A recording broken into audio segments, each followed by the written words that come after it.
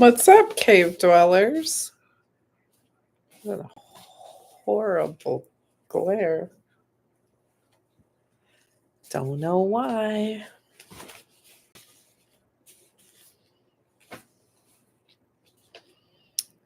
So who do we have out there tonight in the cave?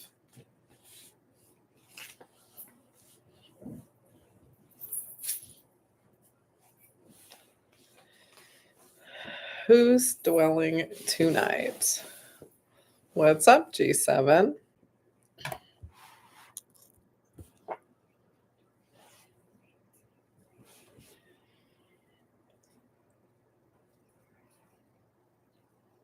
Hi, Al. How's it going?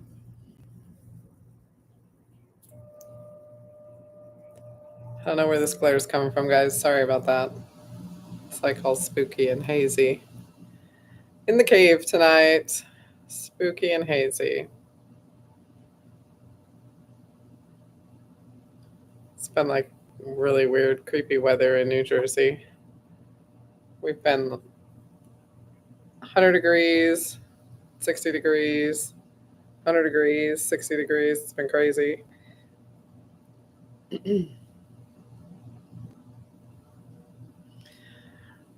Oh, did you send something in the mail? Al, I am still like rationing my nuggies. I went like balls in like when they first got here, and then I was like, wait a minute, they're going to disappear. I'm not going to have any nuggies left. There's not going to be any more nuggies left. So I hid them. And I've been like picking at them like I'm on a desert island somewhere and I'm not going to have any food.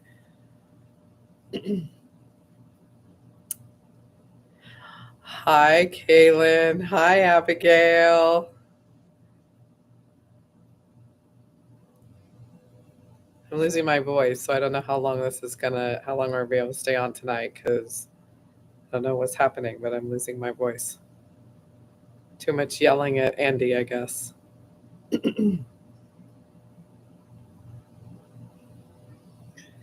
So, in the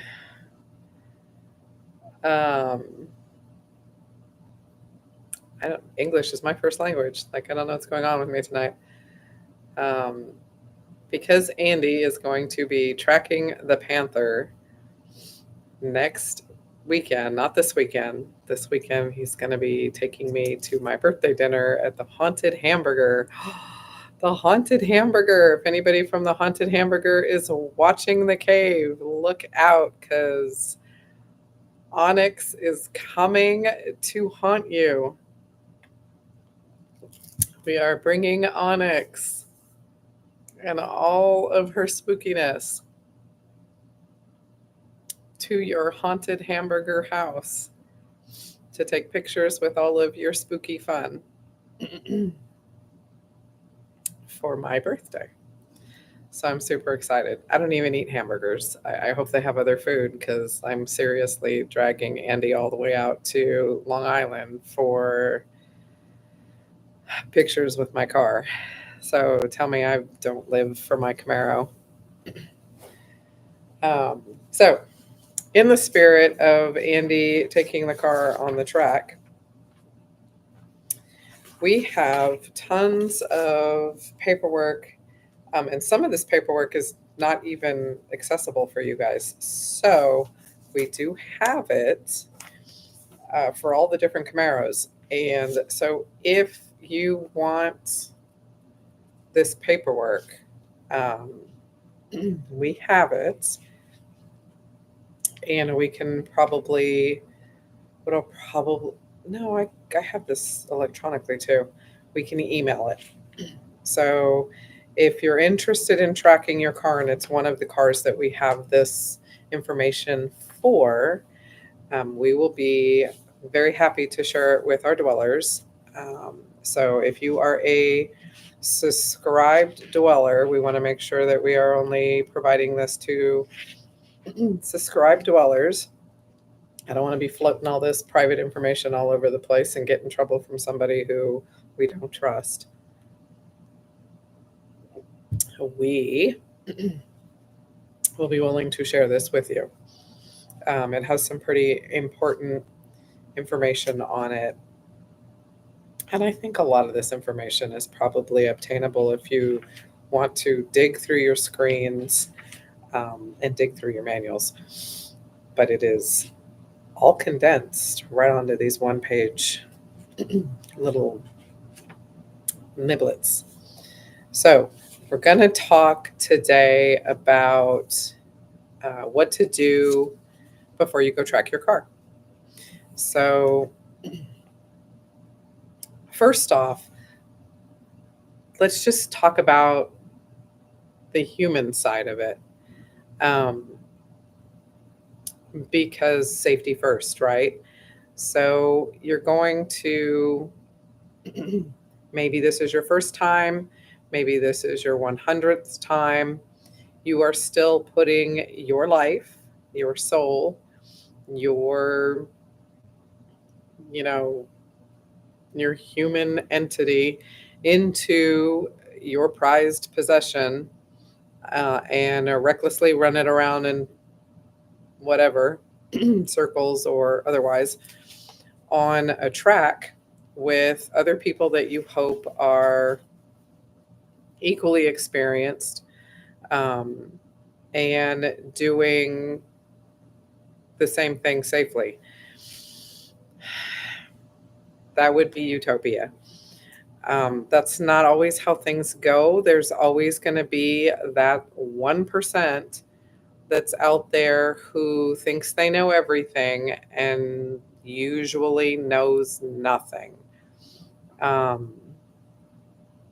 Who's never taken a course or doesn't pay attention to the class because they know everything. They've seen the movies, they've done whatever, they've read the manuals, they know what they're doing. Experience is the best. Nothing beats experience. So I just can't tell you. You can be the best driver there is, be in the best car there is, and have hours and hours and hours of experience. It takes one person who doesn't dropped onto the track with you to change the entire turnout of how the day goes. So you have to be ready for that. So know that when you strap, hi Charles, hi Dan, know that when you strap that helmet on and buckle that seatbelt and hit that gas pedal and take off, that you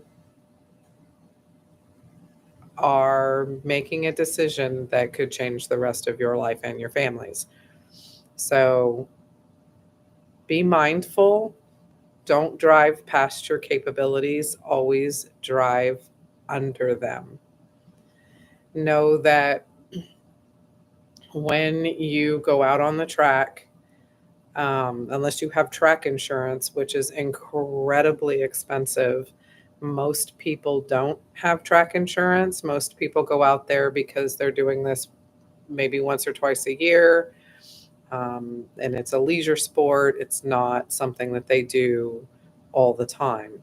So most people don't have the very expensive track insurance. So know that State Farm, no matter how many times you sing the jingle, is not going to show up and take care of you. The little lizard is not going to help you out.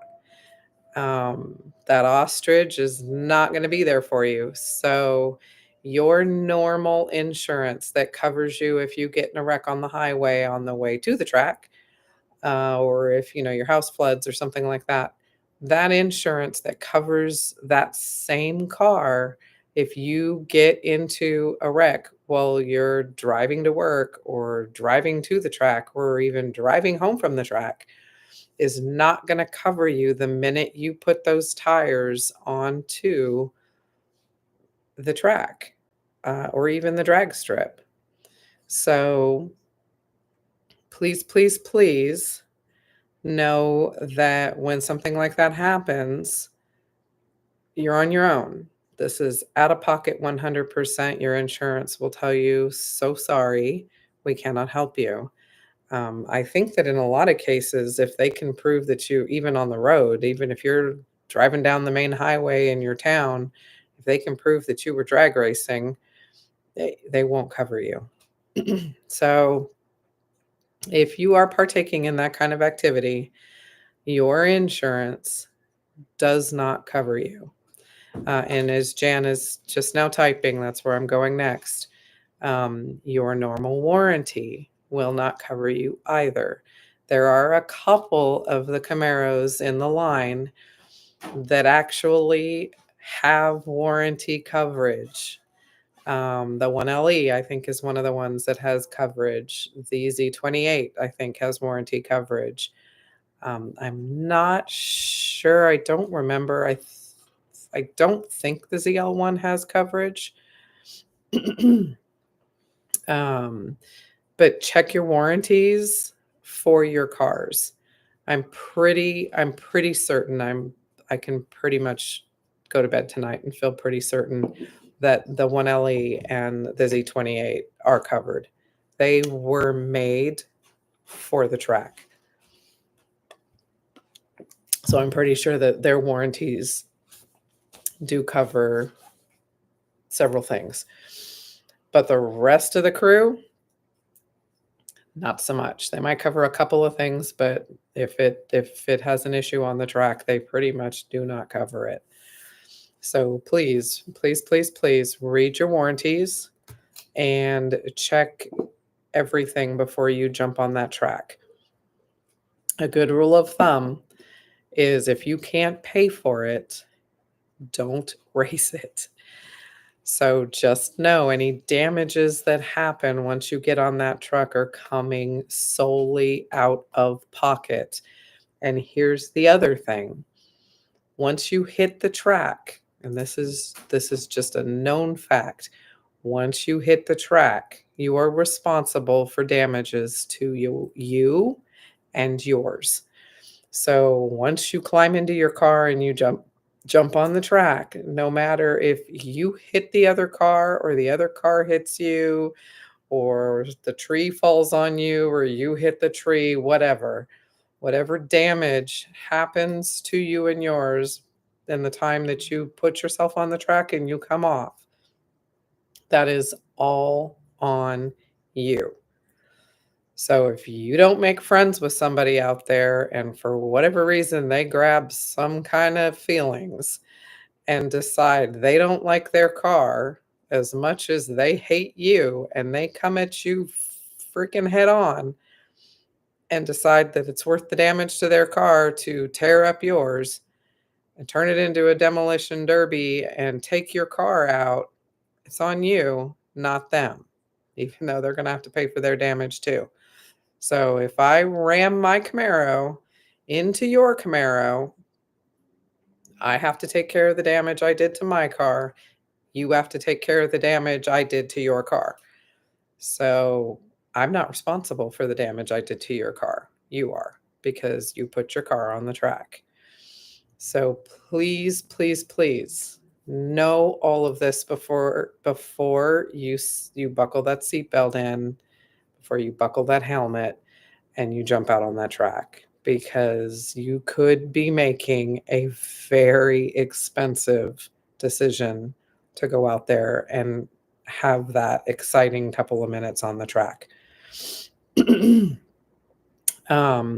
another important thing that Jan is bringing up is make sure your medical coverage covers dangerous activities.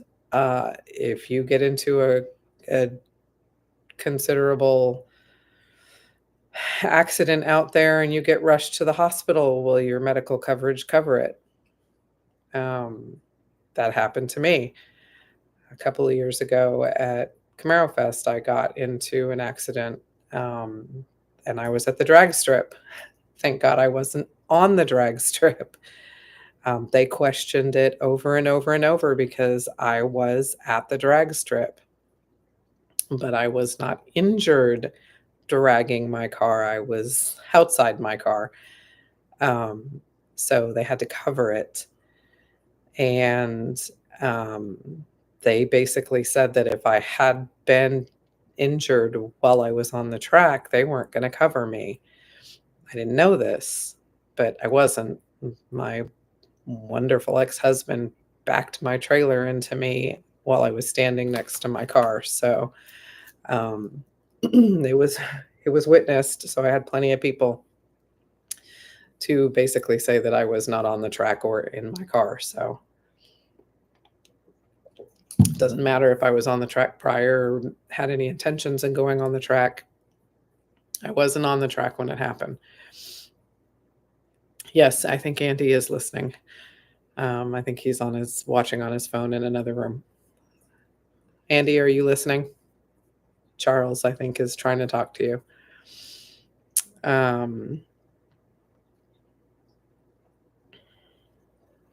see. Dan says one of the best ways to go is to do what I'm doing and turning the SCCA, where they have insurance that you pay for instructors that will go with you. Yes, you can take instructors and courses. The SCCA is a good way to go, and they can go with you, and that does help with a lot of those things that we just talked about. And they also help you know where to go, what to do, and what have you.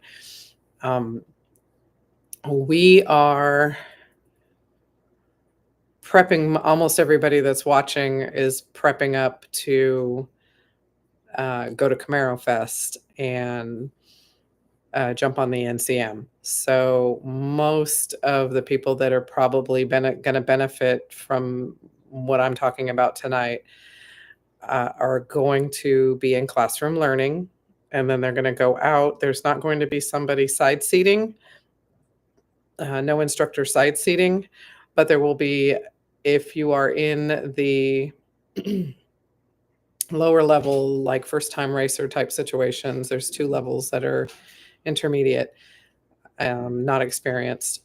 There will be instructor type individuals in cars on the track mixed in with them, and there'll be a lot less cars on the track in those groups.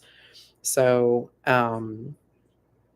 they will weed through everybody and push out people that are overdriving that group or underdriving the group and push them into groups so that everybody is driving with like experience to avoid people from running into each other.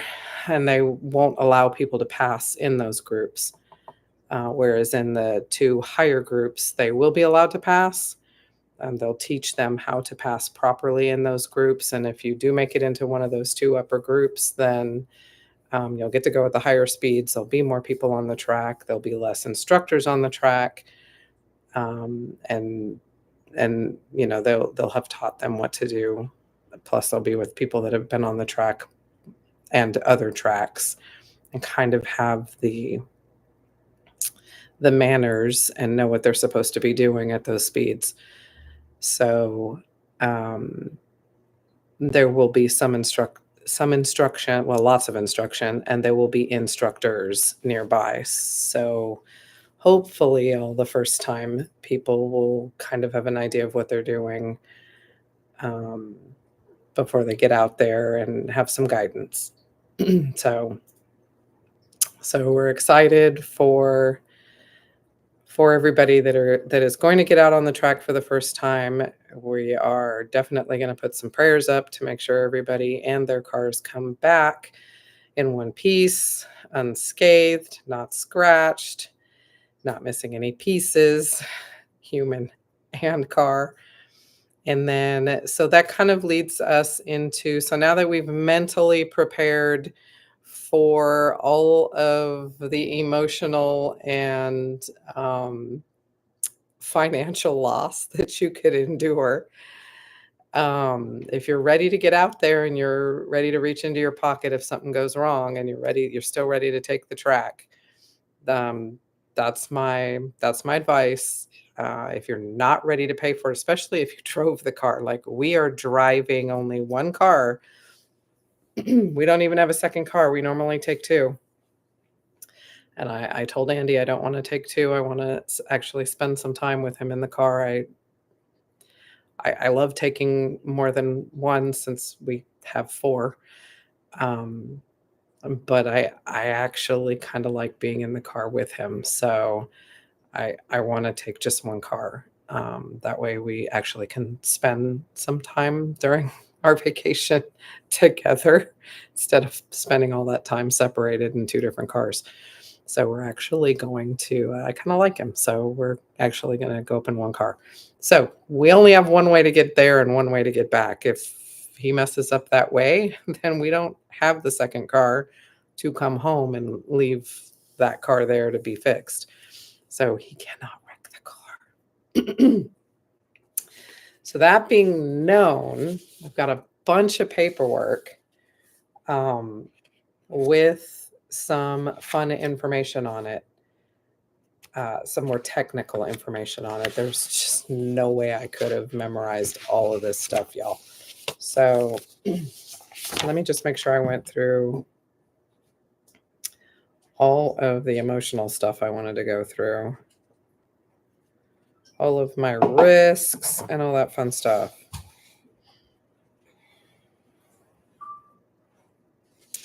So yeah, so if you don't want an extended vacation and you don't want to stay there to wait for your ride home to get fixed, don't wreck it. All right. So a few things to check before you jump on the track. Your helmet. Make sure that your helmet is the right helmet and it is approved for the track and within the date. So you can have the right DOT helmet. You can have all of that stuff like a couple of years ago that was perfect and it might be out of date. And you'll get up there and they'll say, ooh, this is perfect, but it expired last year. So make sure that your helmet is current, up to date, and meets the track's expectations of what they want on their track.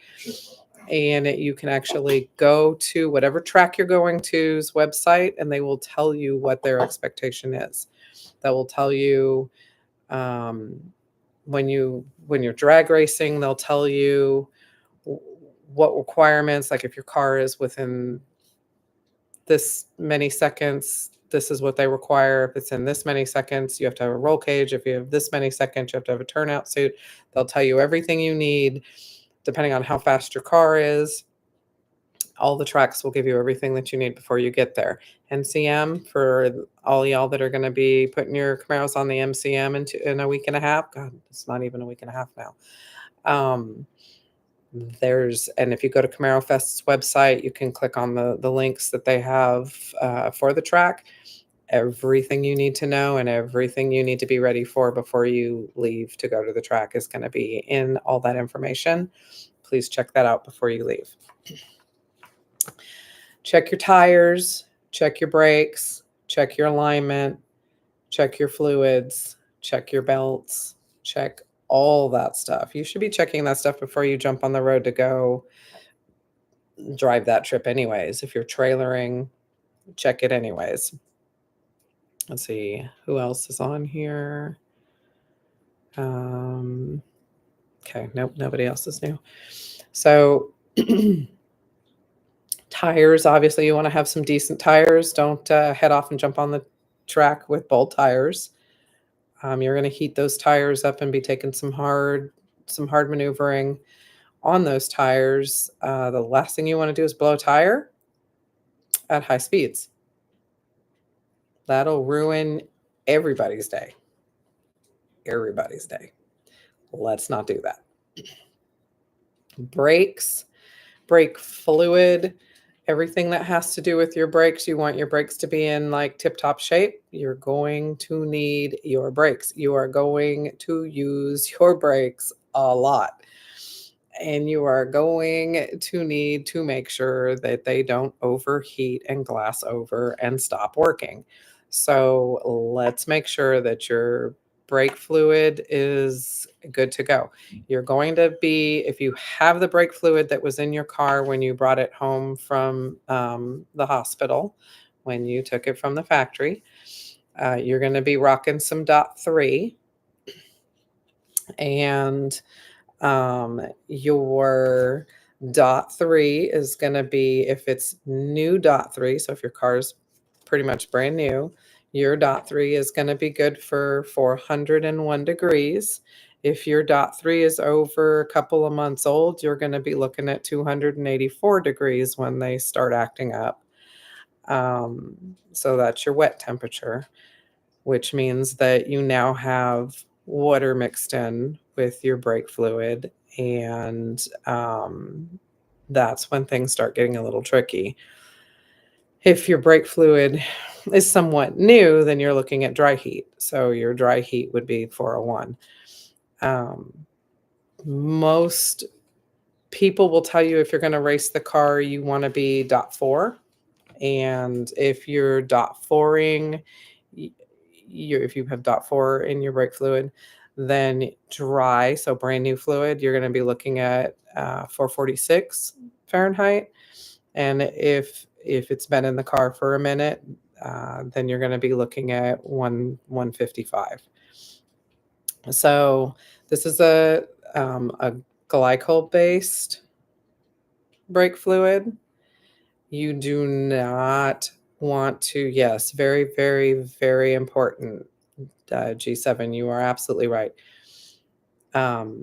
You've got your .3, your .4, your .5, and your .5.1. No 5.1, guys. No 5.1. Okay, that's a silicone base. You know 5.1. If you take anything away from me tonight, remember no 5.1. No silicone brake fluid in your Camaro. Okay, do not do it. You can actually interchange this other stuff, although I don't recommend it. You could do it if you needed to. I recommend you flush and then restart. But if for some crazy reason you had to top off or do some crazy thing like that, you could actually interchange these. They don't recommend that you do your daily driving on .4. So if you .4, you're going to want to go home and go back to your .3. So you're looking at, changing stuff around a lot. If your .3 is in there, it's brand new, you're going to just do a couple of hours on the track. You're really not going to be spending all day, like a full 8 to 12 hours on the track. You probably will be okay. You'll have to change your brake fluid out a little bit sooner than normal because you put some track time on it, and that will heat that up and burn through it faster. You'll probably be okay. It's totally up to you whether or not you want to flush that out, put some .4 in, flush it out when you get home, and go back to your .3. It's up to you. You'll be okay on the 3 as long as you don't track real hard. But if you're going to track the car a lot, I definitely recommend the 4.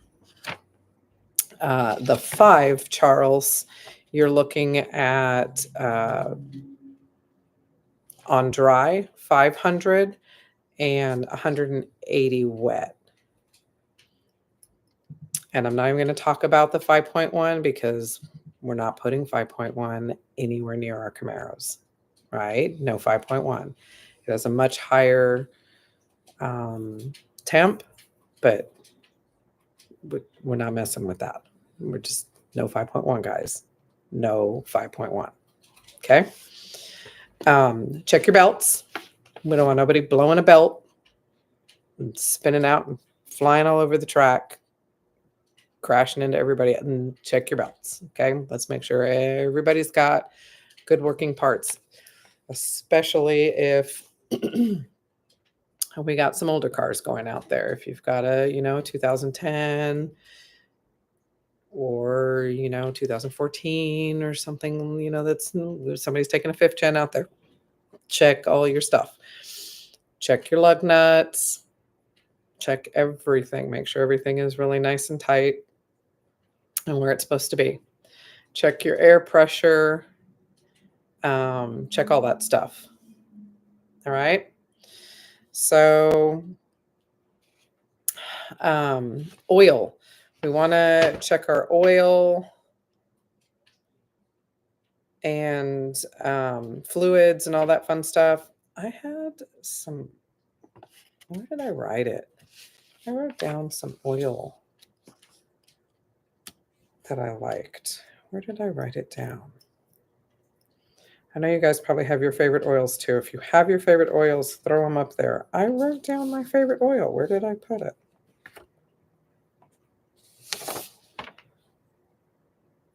I can't read my own writing.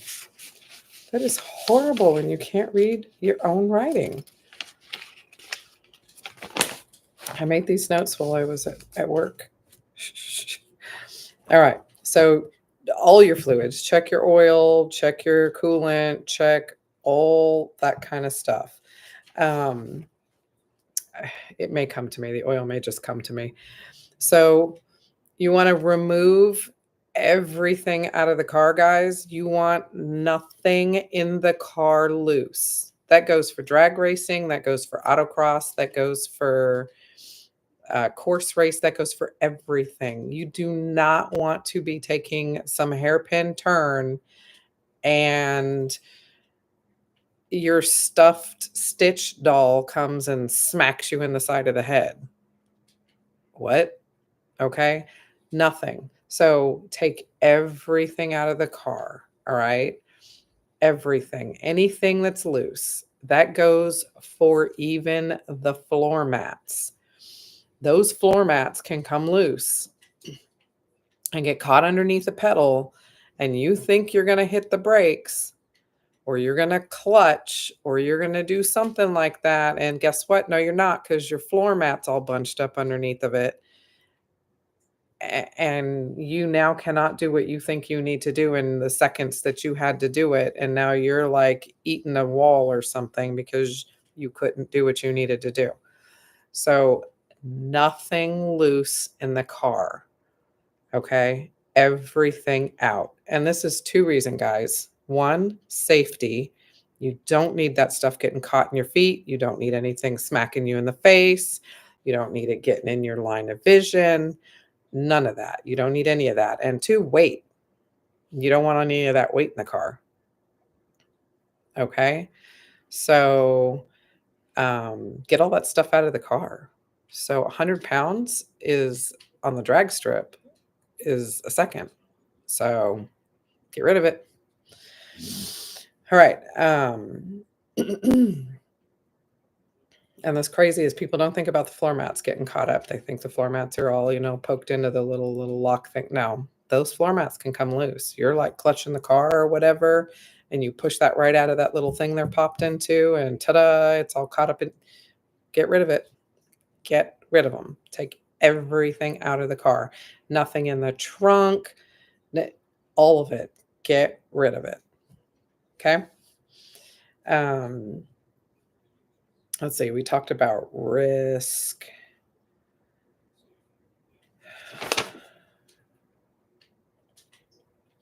Oh, here's one. Just in case you do have something go wrong with the car, wherever you are that you're racing, it's not a bad idea to know where the closest parts store is and what their hours are. So just in case you do need to fix something, know where that's at.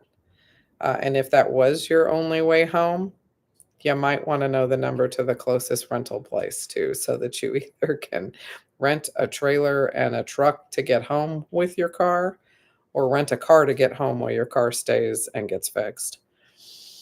Um,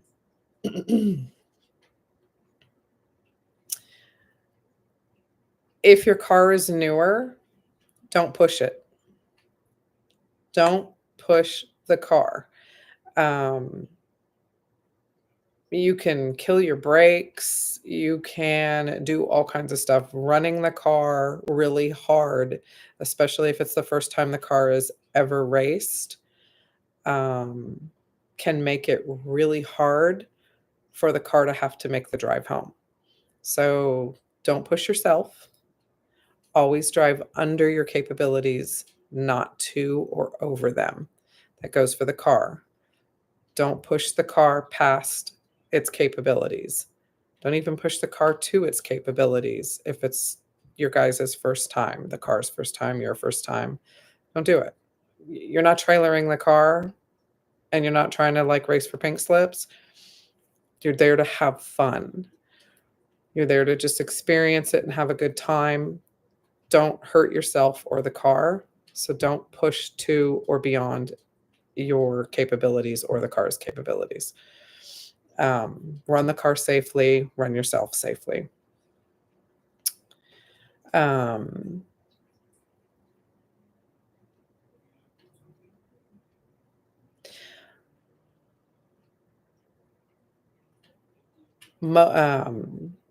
RBF 600, Motiful RBF 600.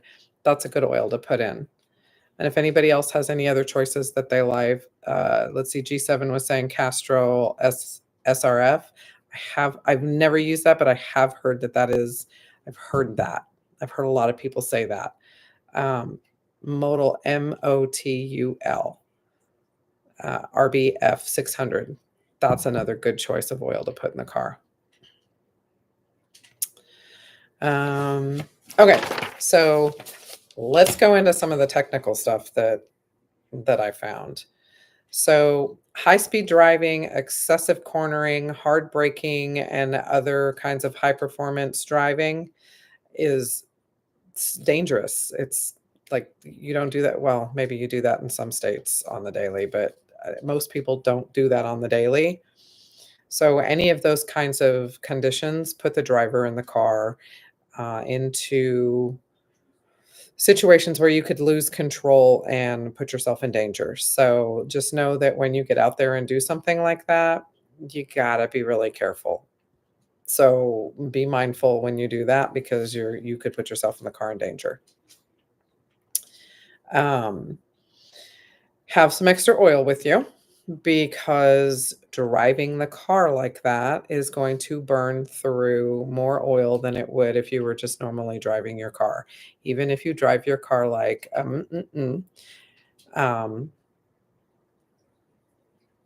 and you don't drive your car like a normal person and you maybe drive like a little more crazy on the road, you are still, when you drive the way I just listed on the track, you are going to burn through more oil. So if you check your oil before you go out on the track and then you check your oil after a day on the track, you're going to notice that the car has chewed through some oil.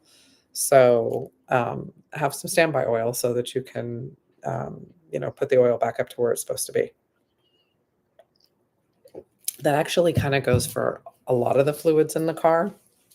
So be ready to rehydrate your baby and put her back where she needs, or back where he or she needs to be, so that you can continue the rest of your week and not be driving her or him without the proper levels of fluids. All right. So, and then be prepared when you get home after you've like beat the junk out of the poor car. Be prepared to change the oil when you get home. Even if it was just changed before you left, you are really going to have terrorized your poor car. So it's going to need oil when you get home. It's going to need a change. Fuel. You are going to want to run premium 93 grade fuel while you're driving on the tracks. When you're running the Camaros. 91 is okay if that's all you can find. You probably don't want to run anything less than those two. So try to make sure that that's something that you can get your hands on before you go out. And I think a full tank of gas for the day at the NCM anyways is probably plenty. And then you'll still be able to get back to wherever civilization is to get some fuel. Wouldn't hurt to have a little extra just in case. But I think a full tank of gas at the NCM is probably going to be okay for you. Now, if you're like going to another track and you're just like hanging out all day and you're going to just put some like serious miles in, definitely take some gas with you. Transmission fluid, you want to have that checked before you go out.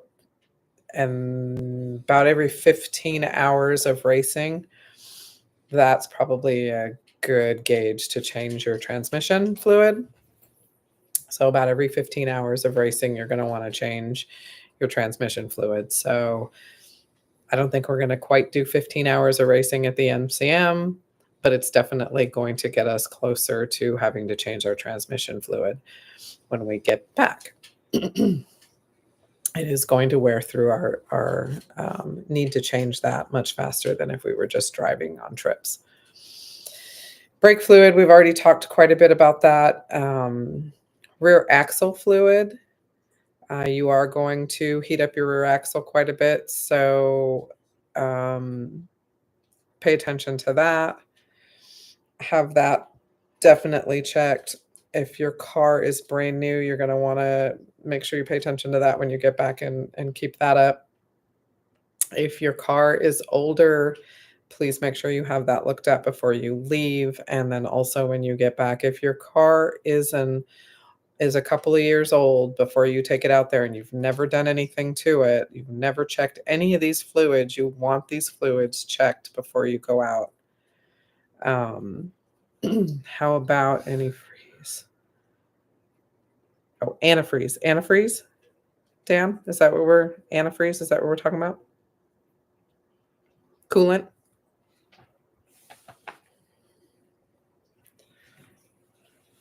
Coolant, you want to, you want your engine to stay cool. You definitely want your coolant to be your antifreeze. You want that to be fresh. If that is questionable, make sure that that's good to go. I would not be running straight water through your engine block while you're tracking. Definitely make sure you have that straightened out, flushed, and you've got the proper antifreeze in there for whatever your car calls for. I wouldn't be running water through that, not at those temperatures, because you're trying to keep that engine block cool. I don't think anybody's going to be running the car so hard that you need to burnish your brakes. But if anybody is going to be running over and over and over and over, like you're going to be running this weekend, you're going to be running next weekend, anybody wants to make like a huge hobby out of this, and you get to where you need to burnish your brakes, let me know and I'll give you the procedures for that. Or find a mechanic. I mean, it's not a hard procedure, but it's not something you're going to like do in 10 minutes. So, but if you do need to burnish your brakes, I can give you the instructions on how to do that. So some of the newer SSs have front tire deflectors in them and lower control arm deflectors, and then splash shields that have to either get taken off or changed. So you can do this yourself. It is a little involved. Yeah. Jen, I don't even like to wash my hair with my local water, much less run that through my car. So that's another reason to use coolant in itself. Our water is so hard. It has completely Like, we've gone through 2 humidifiers, we've gone through, like, a automatic cat watering thing.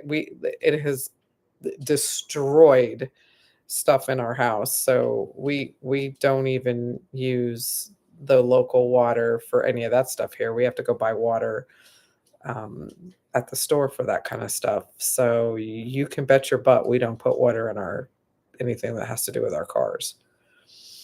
So, um really? You have come across some organizations that don't let you run antifreeze? I have never seen that. I would be super interested in knowing which organizations you've come across. That's crazy. I've never seen that. I will tell you that I have come across almost every organization will not allow you to run your air conditioning. I know that's probably hurting a whole bunch of people's feelings right now. Be prepared for that, y'all. So you are in your long pants, in your boots or your shoes, in your long sleeves, because please do not jump into your car in flip-flops and shorts and so on and so forth. You need to be completely covered because if you get into an accident, you do not want road rash. So please dress appropriately. You will not be feeling very temperature happy in your car. Then throw a helmet on top of that. And for me, all that gear was black because for some reason that was my color and I didn't think that through. All of that stuff is super hot. And then they tell you you can't use your air conditioning. Yeah, that sucks. So you're sitting out there on the blacktop in all of this black gear. And then my car is black in your Camaro with your windows rolled up, getting ready to pass out from heat exhaustion, and you can't run your air conditioning.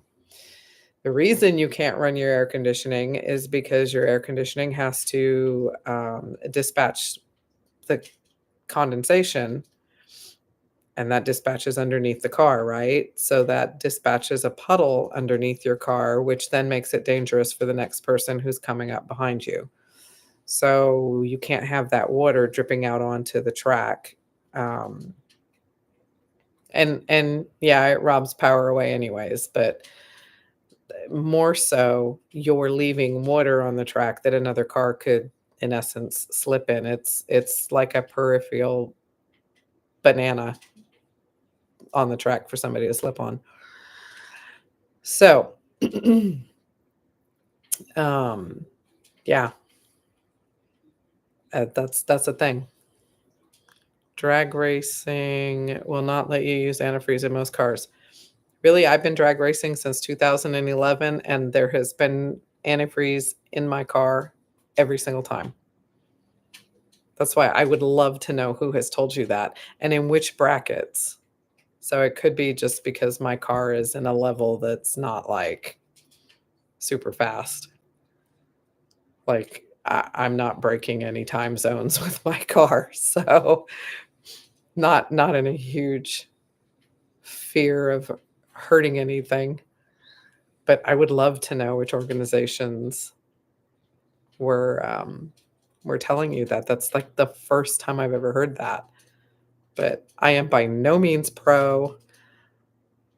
I have little experience. I'm sharing with you guys as much experience as I have and what I research just to give you guys a little bit more information once you hit the track for the first time.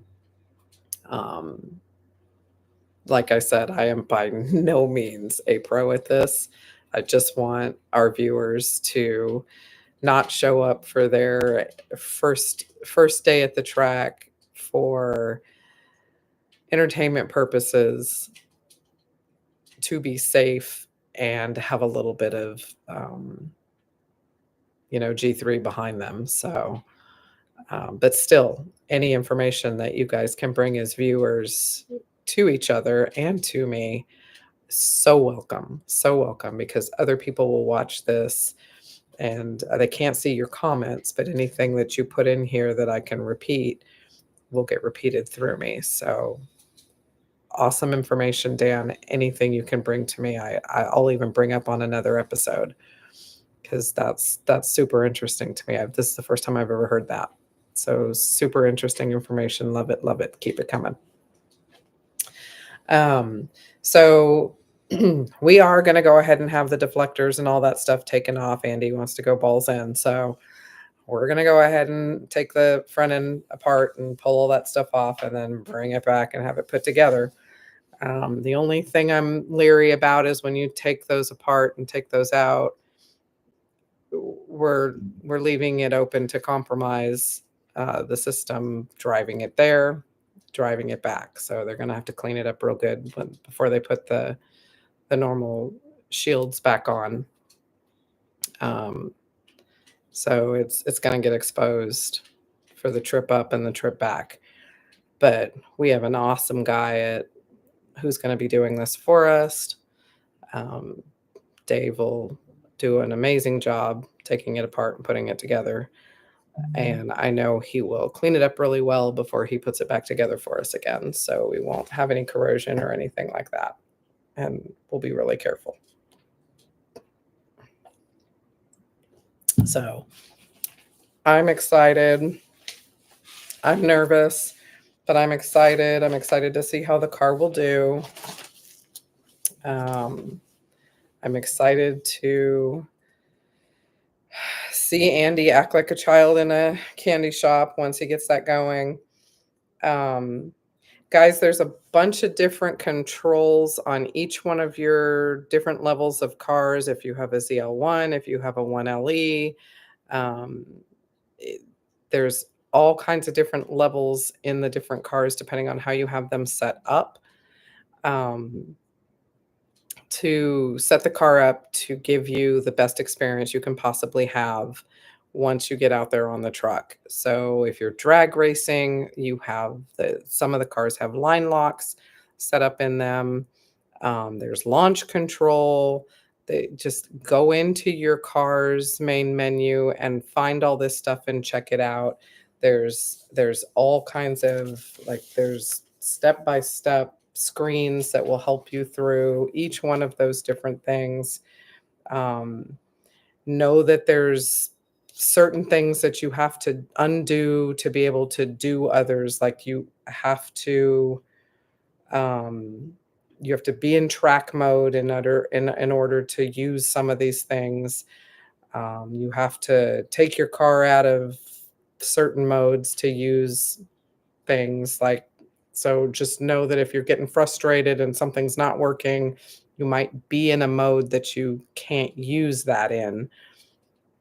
So just stop and back up and see if maybe you're in a mode that is not allowing you to do that. You've got, some of the cars have competitive driving mode. You've got all kinds of different things that are in here, and there's step by step that tells you, with pictures, that tells you how to get to these things. Like here's line lock and all kinds of stuff. So there's a bunch of different things that you can do in each one of these cars. So the things that I told you that I can email you if you're interested in seeing these. Let's see, what are these? These are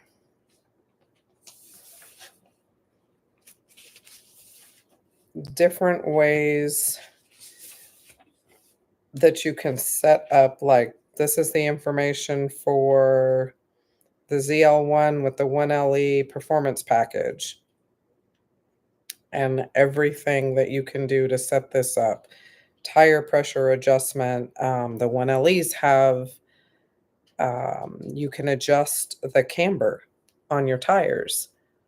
That was super cool. I had a neighbor in Oklahoma who had one of the, well, I had several friends in Oklahoma, but most closely, my best friend's husband and then my next door neighbor had 1LEs. That is a horrible ride if you're a girl, but amazing on the track. But you could adjust the camber without having to go through taking the tires off and doing all kinds of crazy stuff. It was like super easy to adjust the camber on these. Well, I don't know about super easy, but much easier to adjust the camber on the 1LEs than any of the other cars. Toe settings, tire pressure adjusting. That's the other thing. Make sure that you let some air out of your tires and get your tires, and that might take a couple of rounds, but get your tires where you need them to be so that when they start to heat up, they're back up to where they're at the right temperature and the right air pressure. And that might take a little playing with. You might have to, try that, drop them down, and then try it a little bit, but you'll get where you need to be.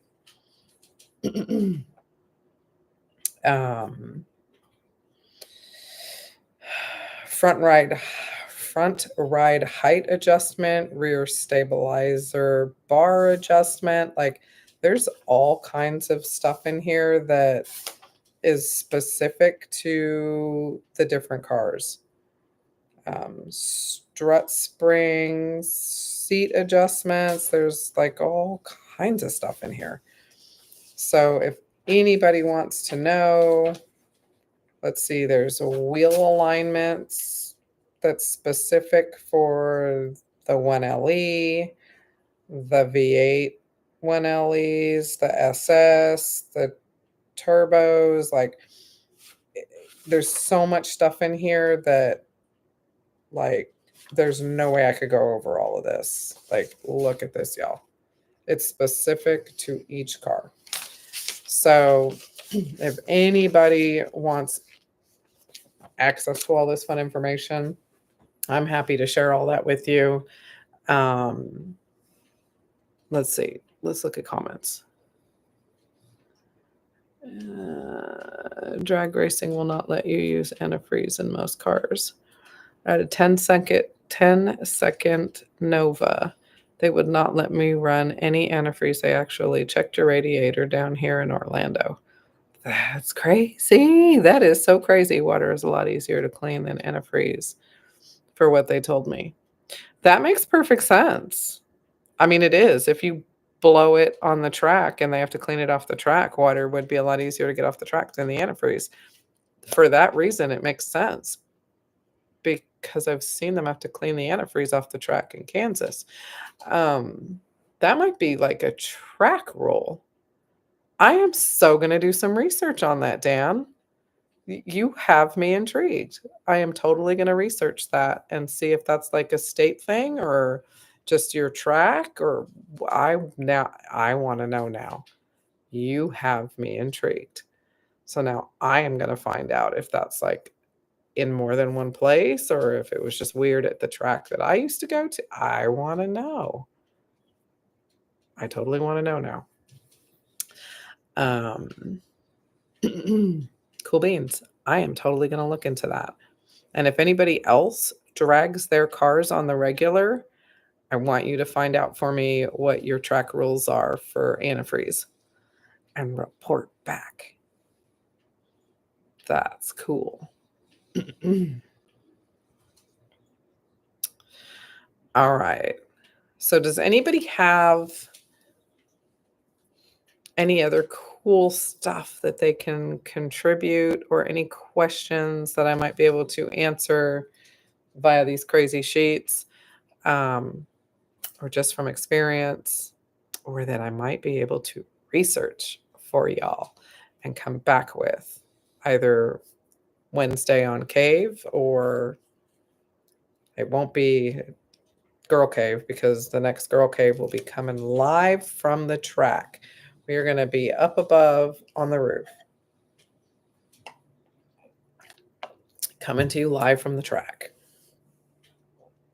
So by then, we better have everything all worked out, right? Because everybody will be down on the track. racing their cars. Any questions? Oh, anybody who's been waiting on these are the Nova masks. They came in today. So if you absolutely positively have to have them in your hands and you don't want to wait for them to ship and you're looking to get these from us the next time you see us, we have 5 of them. We have 5 of them. And you can get them from us. Like, pass us the funds, however Andy does that, and we just hand you the box. These fit the 5th gens, and they fit the 6th gens. And if you're not mechanically inclined, we can install it for you right there, like in less than 10 minutes. Hell, I think I can probably do it in less than 5. So if you don't count the time it'll take me to dig the tools out of whichever car we're in. So we have these. We'll have them with us at the next couple of places we go, which will be what, babe? Camaro Fest. Camaro Fest is next? Yeah. NEOCC. Camaro Fest is next. So Bowling Green, Kentucky will have them. We will be at the NEOCC show in Ohio. And then we will be for sure in Myrtle Beach. And there might be some other stuff in between. Granted, we still have them by then.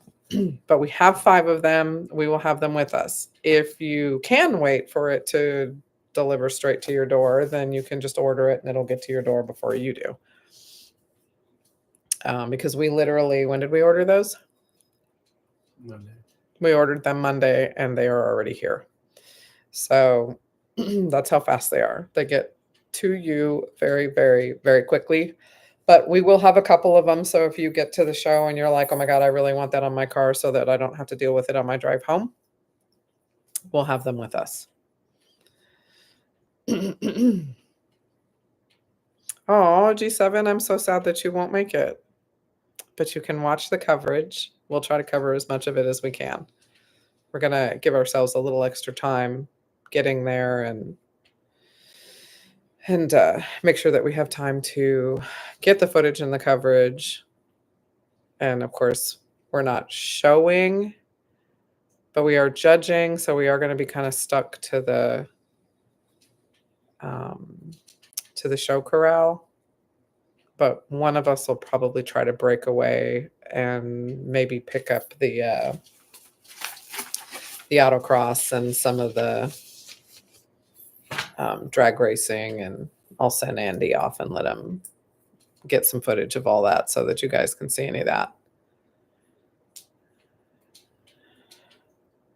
Oh, side chicks in the house. What's up, Lawrence? Good to see you, sir. I know I just can't call him Kratos. I just, it's side chick for me. So your wife's name stuck with me. Good to see you on, though, sir. Good to see you on. Miss your face. Miss your face.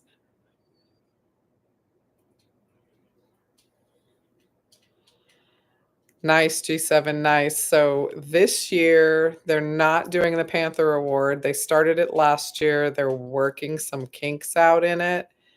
But next year, so if you're going next year, G7, next year the Panther Award will be back. And that is basically if you autocross, drag race, NCM, it won't be a part of it. But if you autocross, drag race, and then show your pretty face over to the car show, we'll get you through like that quick. We'll have a card for you to come through. It's super fast.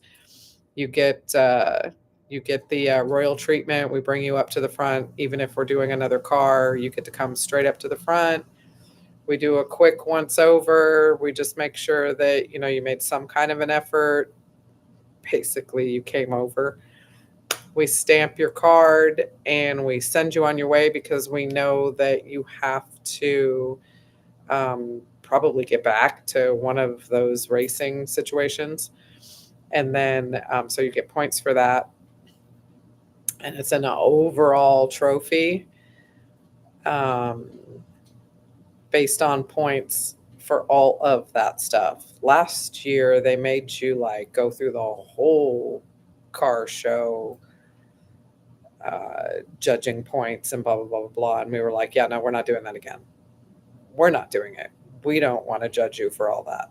So it'll be exciting if you're going to do all of the racing experiences to try to go after that trophy.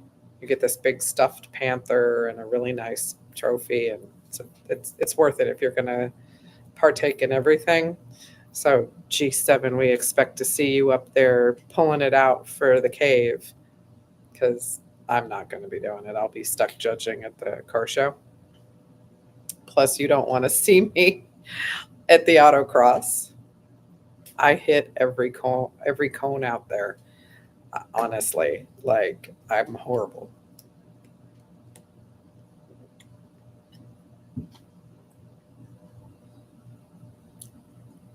Cool, Jan. Cool, Jan. Jan, are you going this year?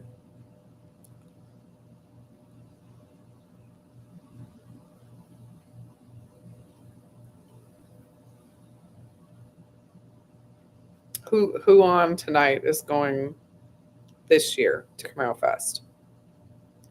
Let's get a quick roll call. Who's going to try to make it this year to Camaro Fest?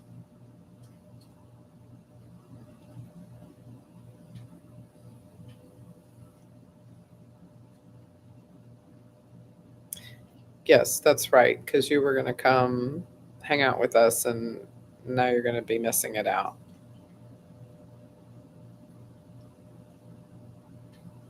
So next year we're going to have a bunch of cave dwellers. Cool beans, cool beans.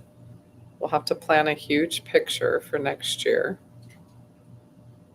Hopefully we'll be able to get all you guys at Nationals. I'd like to get a big picture at Nationals if we can get a bunch of you for that. Hopefully sometime next year. Andy and I are thinking of trying to put some kind of cruise or something together that will family photo, exactly. Some kind of cruise together that maybe we can get towards the center of the country, so that we can get everybody towards the center of the country to meet. That way the West Coasters and the East Coasters can get to the Midwest and get everybody together, so that one coast doesn't have to come all the way to the other.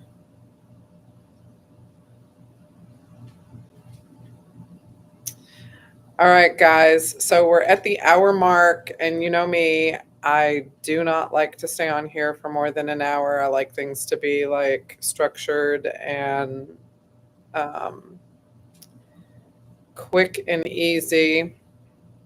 I know, right? We can go meet up at my old stomping grounds, either somewhere in Kansas or somewhere in Oklahoma. I got lots of peeps in Detroit too, but that's still kind of east. So maybe we'll find something in Texas. Although Wichita, Kansas is the dead center of the United States. Not a whole lot to do in Wichita, though.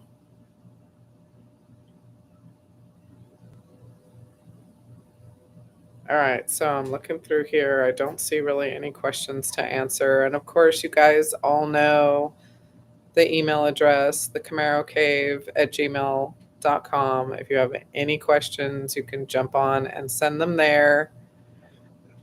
And we will answer any questions that you have. We still have a couple of t-shirts left, a lot less than we started with. And that pink hat is still here. We still have one pink hat. And I think that's it. I think the white shirt is still here. So if anybody wants one of those, we will be lugging those out to the shows as well, or we can mail them. So everybody have a great weekend. Have a safe weekend. I'm super excited because we are going to meet Linda this weekend and see all of her metal babies, um, and go to the haunted house of hamburgers with Onyx to take her picture with all of the fun stuff to celebrate my birthday. So I'm excited to go up there and meet her and all of her cars in Long Island. And so everybody just be safe, have a good weekend, and we will catch you Wednesday. Peace. Be safe, everybody.